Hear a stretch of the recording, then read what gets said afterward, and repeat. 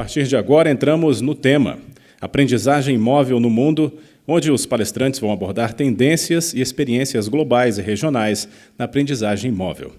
Gostaria de chamar Elena Arias Ortiz, do Banco Interamericano de Desenvolvimento.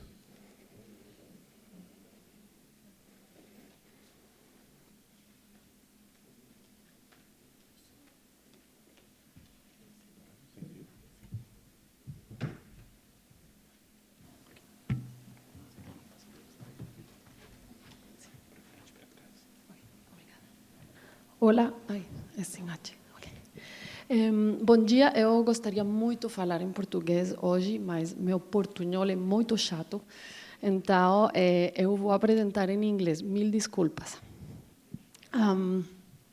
So I'm Elena Arias Ortiz from the Inter-American Development Bank.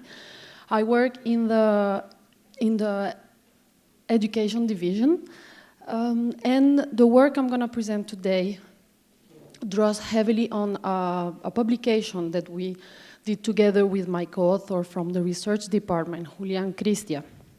So even if he's not here, I want to acknowledge that he's behind many of the findings I will be presenting today. And in my presentation today, although we are all like technology here, I will not talk about devices, I will not talk about software, I will not show you any futuristic pictures of how education should look like in 50 years. My contribution today will be to focus on one question, that is, how do technology in education programs can influence what we believe from IDB should be the main objective of these programs, that is, influence student learning. And why do we want to focus on learning? Well, you all work in education, so I don't need to spend a lot of time explaining you that today, one of the main challenges we face in education is to improve the quality of our education system, is to improve learning. In every major international assessment, Latin American countries systematically are ranked among the least performing countries.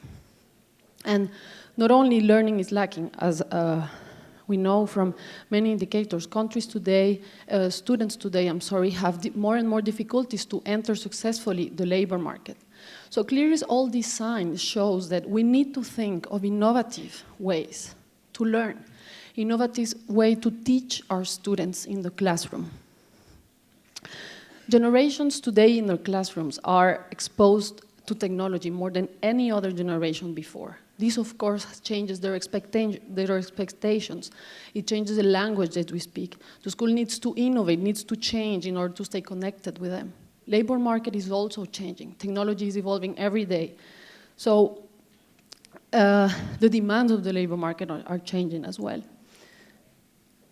Given this setting, countries all around the world, and especially in Latin America, have made strong investments into technology in education, to bring technology into the classrooms. And as a result, we estimated that only counting for public programs, nearly 10 million laptops have been distributed in public schools in the last 10 years in the region. This, of course, has had a tremendous effect on the access that students today have to technology in schools.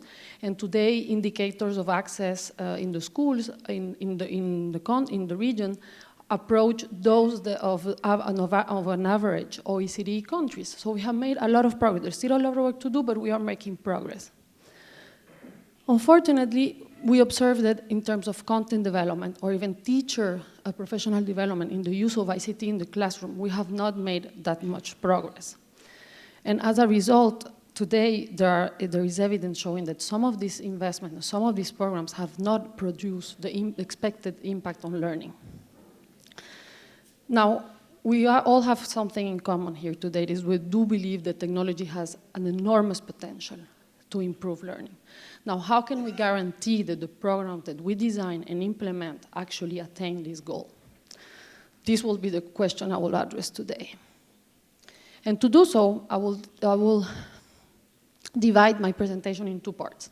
I will spend most of my talk today reviewing some of the emerging evidence around the world to try to identify which are the most effective programs, which are those features that guarantee that we're going to actually influence learning. And towards the end, more as a conclusion, given these best practices, what advice can we give policymakers in the region to actually design, implement, and scale this program successfully? As I said, the findings draw from this work we published in 2014, and where we review basically the evidence of rigorous impact evaluations around the world in developing countries, and we also draw a lot from the experience of IDB in supporting the countries in designing and implementing these programs. I wanted to walk you briefly through the conceptual framework that we use in this technical note. I will not spend a lot of time in the first part, which is the resources part of the framework. I think you're all kind of familiar with that. But we build on this framework of the fact that resources, so any type of program has, and is, so infrastructure, contents, and professional development that we heard about earlier. But we build on that, saying that these resources are actually used in the classroom in a certain way, and that determines the type of impact that we're going to have on skills. And we consider skills here in a very broad way. It can be academic achievement in terms of math, like math and language, or it can be digital skills, it can be general skills, 21st century skills, socio-emotional skills, whatever name you prefer to use. And building on this framework, we actually we acknowledge there are many types of programs. But in general, we realize that programs can be categorized into two broad categories. Those that guide the use of the resources in the classroom, so they define exactly how these materials are used by the teacher and in which frequency. And those that we call, well, non-guided use, where basically the teacher decides by himself how he uses the technology in his classroom. And these programs mainly focus on providing access to the resources. Now, I'm gonna use an example to give you more, to dive into more detail into the difference between these two programs. For example, let's take the One Laptop Per Child program. As you all know, the objective of this program was to provide laptops to children in primary schools around in the poorest countries. And today it has been implemented in over 40 countries and distributed nearly 2.5 million laptops.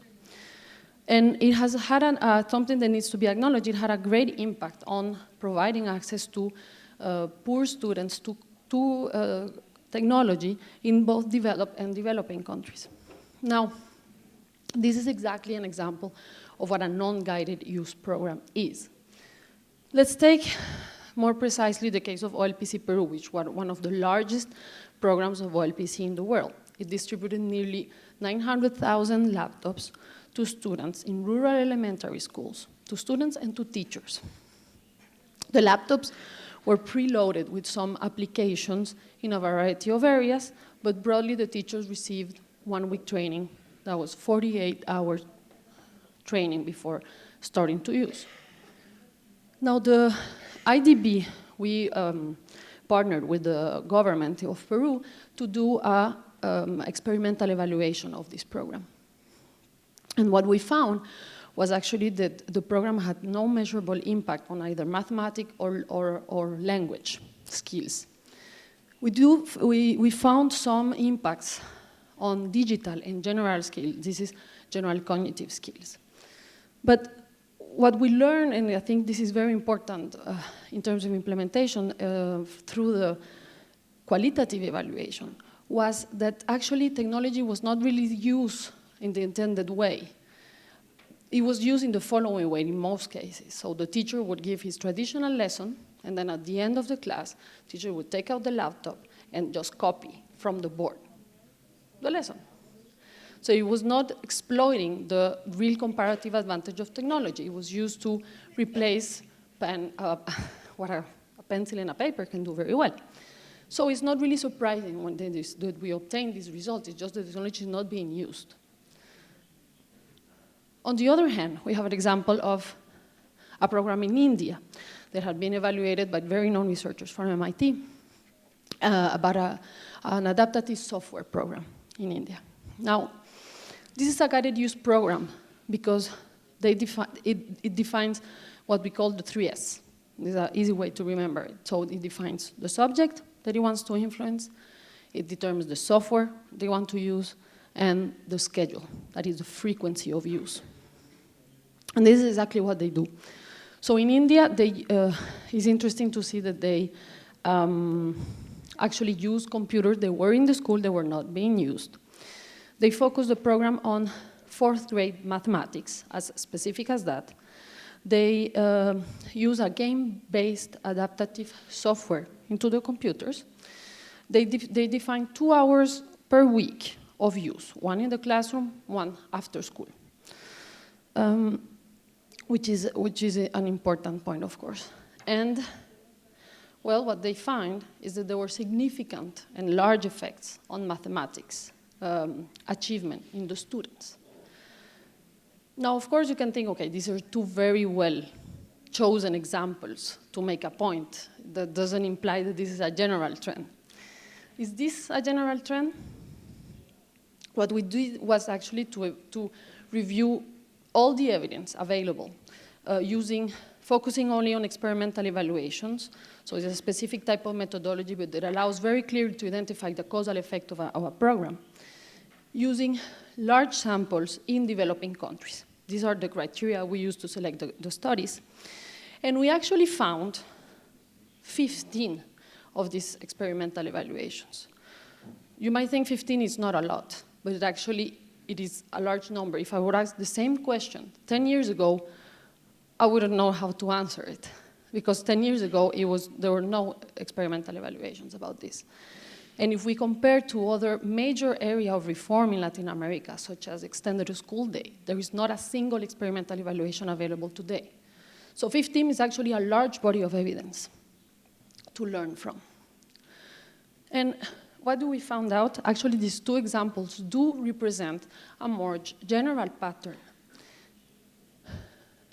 Guided use program, the column in dark gray, have on average 4 times larger impact than the effect of unguided use programs on learning, either mathematical or language. If you separate and you focus on either math or language specifically, the difference stays basically the same. Unguided use programs perform a little bit better in mathematics, but basically the difference is very important.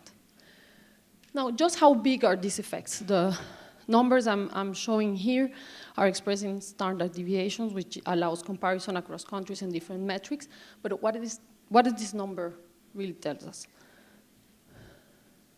To compare, we mixed our analysis with a very known review of programs in education done by a researcher in 2013. And what we see is pretty striking.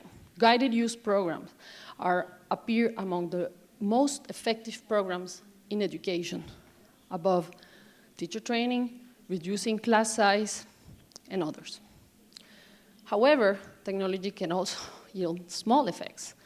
If you look at the right-hand side, non-guided use programs actually appear among the least effective ones. So, and of course, this is a simplifying version of the reality. Programs, in general, fall somewhere between these 2 types. There is we can think of a continuum. For the sake of simplicity, we're using just 2 categories, but so technology has just a big variation, and where we locate is determined a lot, but how we define and how do we implement these programs. Before ending, I would just like to provide some thoughts about why do we think that or what can we learn from the evidence? Why these programs of guided use perform better? What we learn is that, well, non-guided use programs, in a way, create more of a problem for teachers. You dump all this technology, all this software, and on top of preparing the class, the teacher need to think of effective uses of this technology in the classroom, which is non-trivial and is time-consuming. So in the end, the day-to-day takes on, and they are just not used. So it's not the fault of the technology, it's just not used. Now, guided use programs is the opposite. They provide a solution. They link, they do the work for the teacher. They align the target, they use the software they're going to use. And in this way, teachers can focus on the comparative advantage of technology, which is motivation. Students are clearly attracted to technology naturally. Personalization, the student can advance at his own rhythm. Feedback, immediate feedback, where this needs to put more effort into. Low cost monitoring of performance of the student. Many of the advantages that are simply not used. So in summary, if you have a program, you define well the subject, the software, the schedule, you will end up with a program that is guided and that has a large probability of having a high impact on learning. Now, I do want to draw some attention and to be cautious with the interpretation of the results, because I don't want to say that guided use programs are a magic bullet. They also, high returns means high risk. When you see in this, what you see in this figure is that the effect of, there is a lot of variation in the effectiveness of guided use programs. You can do very well, you can also do very bad. Whether guided use programs have smaller impact but less risk. Think of guided use program as a GPS. If you have the right address, it will work very well and take you where you want to go. If you have the wrong address or you don't know where to go, you can end up very far away from where you intended to go. So they're not a magic bullet, and you have to be careful with this. And I will finish with this. Now, given all these best practices and all these lessons, how can we implement and scale up successfully a program? Of course, when you scale up, when you go to a national scale, complexities are brought to the maximum. There are many components and they are interrelated. And this is very important. It's just not having the three components. They need to be very well connected. If something fails, the rest will fail as well. So based on our experience in the region, I just want to leave with 4 general recommendations on how to implement these programs. First, focus on specific learning areas. I showed you, I spent most of my time today explaining you the reasons why it's important to focus on specific learning objectives. Second, coordinate, not just have them. Coordinate really well these 3 key components towards attaining this learning objective. Infrastructure, contents, and teacher professional development. Third, and this is very important, evaluate and monitor along every step of the way. There is still a lot of room in technology. This is a very new area, and you have still a lot to learn. So evaluate as you go. And finally, scale up gradually. Successful program in the region, say Bali is one of them. They started with 1 school, then 1 community, then and progressively monitoring every step of the way in order to improve what you need to improve in the design before going all the way up to scale. So, and this is it. Thank you.